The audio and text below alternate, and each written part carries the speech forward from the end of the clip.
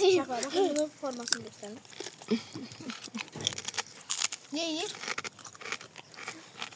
Ağzımız iyi ağzının altında. Çok güzel. 3 cür cips var. Bir cür. Biri kebablıdır. Biri neydi?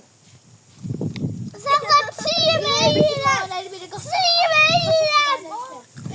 Şeyde düzeldim. Hə. Bu da neydi bu? Bakalım. Bu belədir. Böyle. Bu cipsi. Bu sadece. Sonra bir şey yemeğin ortası var. Yani biz bir şey. Fantastik. Fanta. Kola bile almadık çünkü kola ziyanlıdır. Ay valla abartma. Fanta vitaminidir. Ben marshmallow. Marshmallow. Yastık yani. Dubai. Dubai. Bak.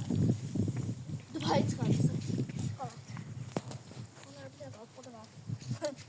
Ulan. Pardon. Sağ olun. Yok. Bu da bırak. Sağ olun. Burası yanıp. Bakın burası yanıp. Bakın. Tamam. Bu orada kaldı. Bunlar 10 üzerinden 6 verirəm. 4 tane kaldı.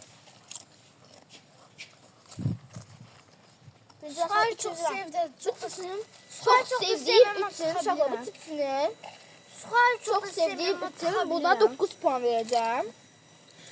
Evet. Ne bakalım bunun tadına. Bunun da tadı geçeydi. Ama biraz bunu beğenmedim. Ona göre 8. Suharik. Suhar sevmiyorum ama dalabildim.